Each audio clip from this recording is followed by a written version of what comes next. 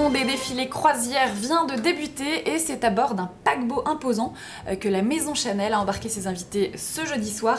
Un show magnifique sous la coupole du Grand Palais à Paris. Vous avez eu la chance d'être première loge, Hélène. Bonjour. Bonjour. Hélène Guillaume, vous êtes journaliste mode au Figaro. Racontez-nous cette soirée assez spectaculaire où, semble-t-il, Chanel a encore fait assez fort cette année. Oui, tout à fait.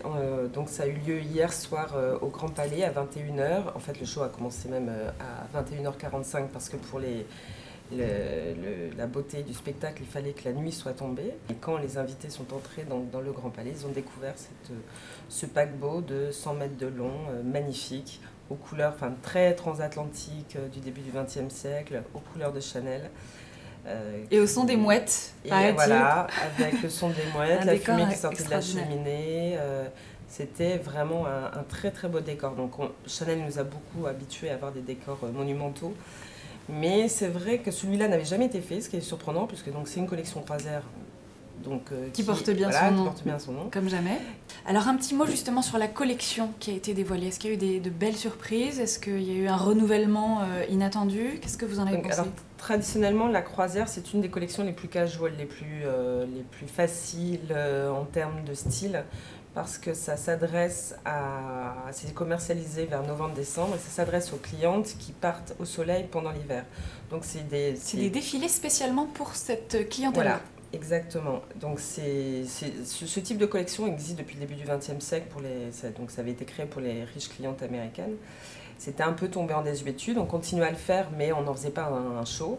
Et au début des années 2000 ou en 2005, Chanel a renoué avec la tradition pour recréer évidemment du spectacle et de l'image. Et donc dans son sillage, toutes les grandes marques se sont mises à faire de la croisière. Et donc maintenant, on a 5-6 défilés croisières en mai. Et traditionnellement inauguré par Chanel en tout début du mois. D'accord. Et cette année, donc, c'est en France, en tout cas, que Chanel... Voilà, c'est ça. Au départ, quand Chanel a renoué avec la tradition des croisières, l'idée c'était de partir à l'autre bout du monde. Ça faisait voyager la marque, ça faisait découvrir... il permettait d'inviter les clients de couture dans des endroits fous.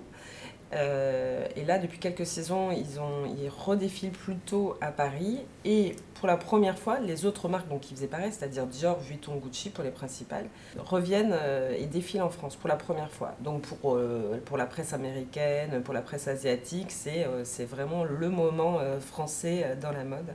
Puisque tout au long du mois de mai, on va avoir et des célébrités et des riches clientes et des journalistes qui vont venir à Paris et dans le sud de la France, parce que c'est aussi là qu'auront lieu les prochaines croisières. C'est Karl Lagerfeld, du coup, en l'occurrence, pour ce défilé Chanel croisière. Donc c'est Karl derrière tout, derrière le décor, derrière les décisions de faire les croisières dès 2005, derrière le lieu Paris, derrière la collection évidemment. Malgré... peut-être la possibilité que ce soit son dernier, ça a été annoncé? Il y a eu des annonces de sortie à la fin? Karl a un contrat à vie avec Chanel, il le répète à chaque fois qu'il voit un journaliste ou qui que ce soit.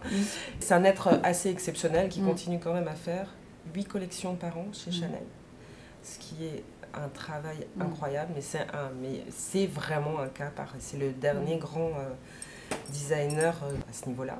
Et donc effectivement, ce qui a un peu surpris...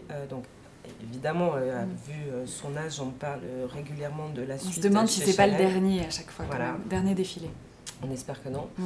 Et ce qui a assez surpris hier, c'était qu'il est venu saluer avec Virginie Viard, qui est son bras droit au studio, qui est quelqu'un qui est extrêmement proche de lui et qui fait les collections avec lui depuis longtemps, qu'il a toujours mis en lumière. Il en a toujours parlé, il la cite, c'est pas du tout quelqu'un qui est caché comme ça arrive dans d'autres studios. Mais là, elle est venue vraiment saluer avec lui, comme si il y avait une espèce de passation de pouvoir. En tout cas, les gens en ont parlé à la suite du défilé.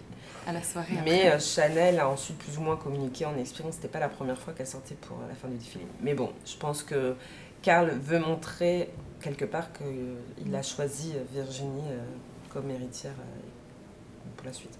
Et la suite, c'est lui qui décidera à quel moment ça se fera. Exactement. Merci beaucoup Hélène Guillaume. Alors, une ligne croisière qui n'aura jamais aussi bien porté son nom, on l'a bien compris. Et le récit complet de cette soirée est à retrouver dans les bonnes colonnes du Figaro et sur lefigaro.fr. Merci Hélène. Merci.